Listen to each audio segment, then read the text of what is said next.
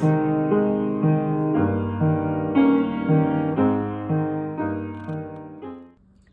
YouTube, I'm Rick Stivers of Young Martin's Reels. Today we're moving back into the part 2 of this Penn Pursuit IV failure. This is the one that snapped off the pinion gear and also in the process damaged the teeth of the main gear. So, and it also chewed up a couple of the shims as well. So what we've done is we've gone ahead and we've ordered a new main gear, a new pinion gear, new shims, and we went ahead and got the drag knob because it didn't come in with it. It must have been left at Mario's house. So we went ahead and picked that up as well. So we're going to reassemble this reel today and hopefully get it back up and running nice and smooth again. So, all right, the first thing we're going to do is in the old pinion gear. First off, let me find it. What did I just do with it?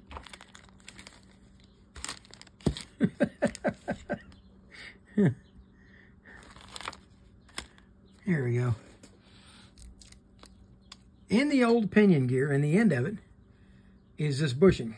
So the first thing we're going to do is see if we can acquire that bushing out of the end of that. Okay, now we'll get rid of the old pinion gear. Let's take the new pinion gear and install that bushing into the end of it right here. Okay, now there's two bushings for this. These are the axle shaft bushings. The other one is going to go into the case, and it's going to fit right here. So, and I think the easiest way to insert this is just to put it on a cotton swab, like so, and then slide it in through the end and slide it into the hole. Take your fingernail or a screwdriver or something, hold it right there. Okay, that's got that bushing installed. All right, so now we're ready to start assembling the pinion in this. Now the first thing we're going to want to put on is this heavy washer. It goes onto the pinion. I'll slide that on. I'll slide that on, and next will be the bearing. That's going to be this one, I'm pretty sure. Okay, slide that bearing on. It's been oiled, but it's a sealed bearing, so there's only so much you can do with it. We've got that on. Next part to go in is going to be, now that should fit down inside there. And it does. Okay, see? There, fits on there like that. Now the next part to go in is going to be this anti-reverse assembly. And you got to make sure it goes on the right way. So let's take this back out and let's set this guy on here. One way it will fit, and the other way the sleeve will not go all the way down. Okay, and we have it the right way, so that's good. Sleeve fits all the way down. The anti-reverse gear goes up. Now, and I believe I've got this on backwards, because, yeah, I'm pretty sure it's supposed to be the other way around. The sleeve is on the right way, but the anti-reverse is not. There we go. Put it on that way. Now, it will rotate in that direction, but it will not rotate backwards. It's got a little bit of grease on it, and it came from the factory that way, folks, so I'm going to leave it that way. I'll slide this in and slide it down into place. There we go. Next part to go in is going to be this bearing with the sleeve, and this bearing goes on in from the outside like that. So it's going to fit down in here like this. There we go. And that's got that whole head built back up. All we need to do is set this retainer on and reinstall the 3 screws.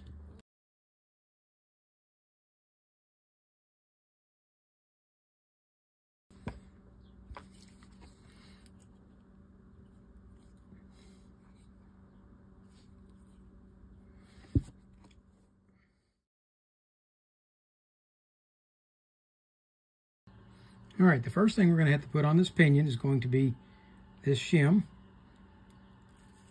Okay, followed up by this sealed bearing, followed up then by the anti-reverse clutch, And you have to put it on the right way so that it will rotate this way, but it won't rotate back the other way. Okay. There we go. And then goes this bearing and bearing retainer here. And then the whole thing slides down inside like that. And we'll put the bearing retainer on. Put this 3 screws to hold it in place.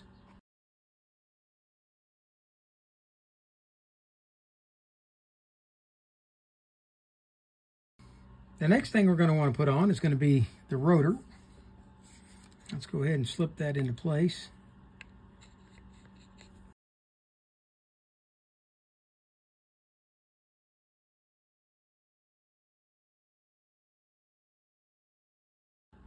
Okay, we're starting to make some pretty good progress here. Next part to go in is this bottom washer, bearing. We'll slide that in. It's been oiled best it can. We'll go ahead, if it makes any of you happy, and add a little bit of oil to that. Hope that it can suck in around the seal. Maybe it will, maybe it won't. Next part to go in is going to be this brand spanking new main gear. There it is. All right, nice looking part. But before we put it in, we're going to go ahead and grease up the pinion gear. Then we'll go ahead and grease up the main gear.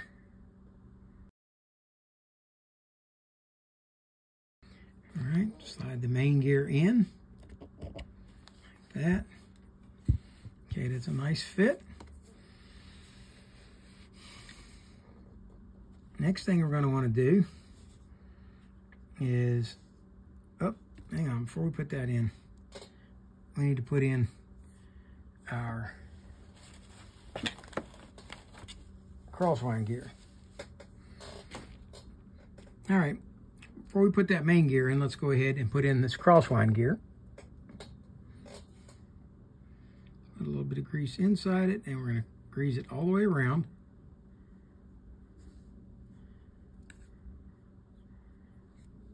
Now, there's not one part of this gear that's not supposed to be greased.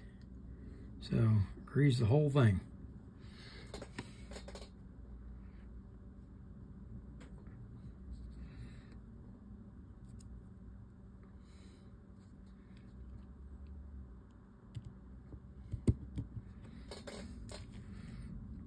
Now we're going to take this greased up crosswind gear and set it into place. And it has a single screw in the center that's supposed to hold it in place. So we're going to go ahead and see about getting that screwed in.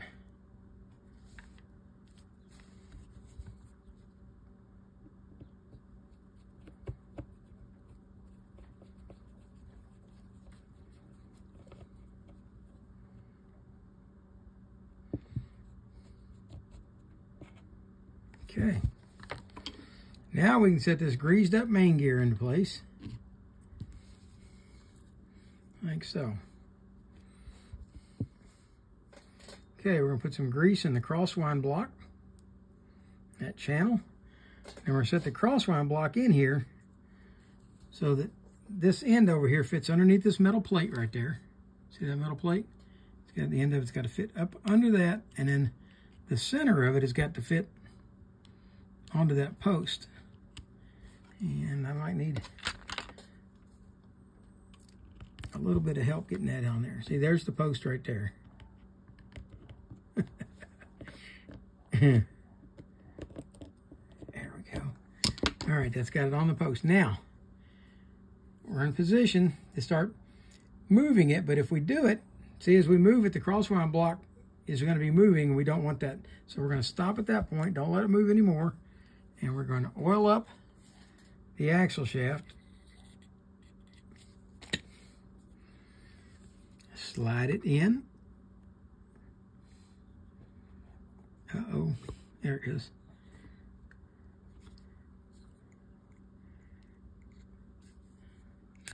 There we go.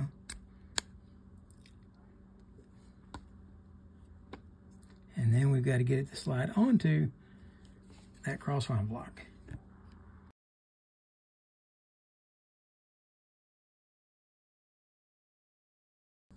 Having a little trouble getting it to go into the crosswind block. There it goes. Now I'm a little concerned that new bushing I just put in there feels really, really tight. And I'm hoping it's going to loosen up, but we'll see. Let's go ahead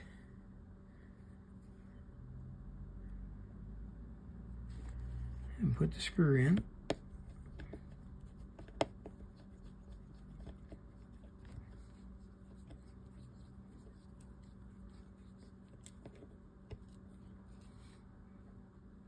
Okay.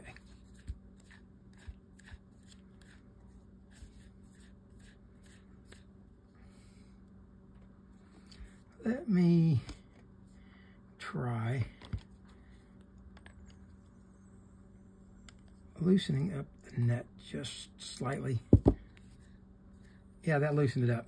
I had it down a little too tight. It was crushing the bushing into the axle shaft. All right, there we go. That feels much better. All right, now it's time to put the side plate back on. But when we go to do this, we've got to make sure that we have the right number of shims in. So we're going to start off with no shims.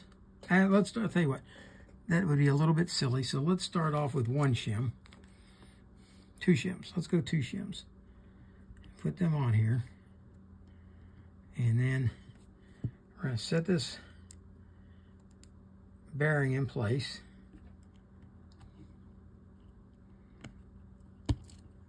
And then put this side plate on like that.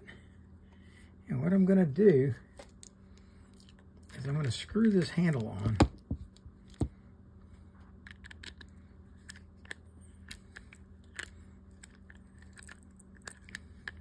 To the other side, there we go.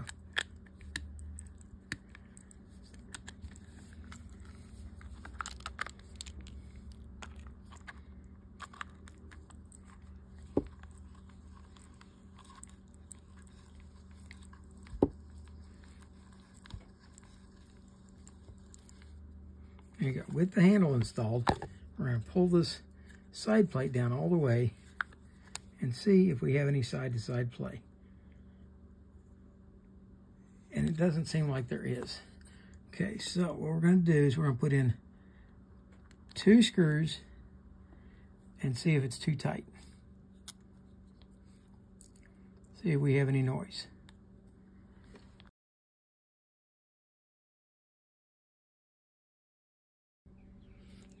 Okay.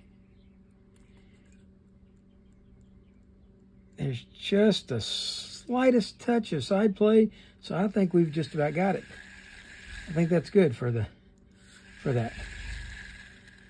All right, let's go ahead and put the rotor back on. We've got a brand new drag knob.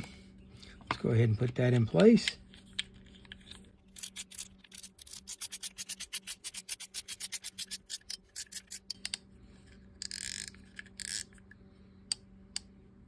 Okay, it's good on the drag.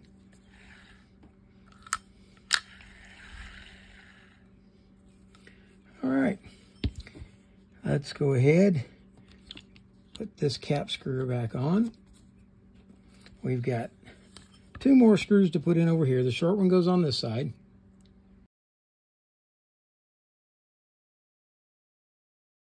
And we will put this one on this side.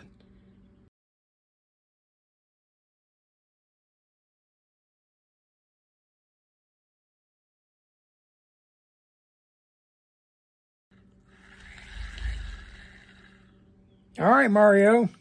There you go. There is your Penn Pursuit IV repaired, ready to go back out there and go into action again. And tell your customers next time, keep their stinking paws off of that drag knob. Okay? Oh, let's talk for just a minute before we go about what we would have done here on this for setting up these shims. I got lucky and got it the first time. Okay, it had 2 shims in it to begin with. I pulled 2 shims out, and we ended up with the new bearing getting it in there just right. If instead, when we got it on there, it was too tight, then we would want to remove one of the shims and then try it again. If instead we still had side-to-side play, then we would want to add more shims in. So if you got a gear grumble and you find that pulling out on the handle while you wind it makes the gear grumble go away, then you want to shim that gear over this way by putting your shims on the opposite side. Or actually, it would be on this side in this case.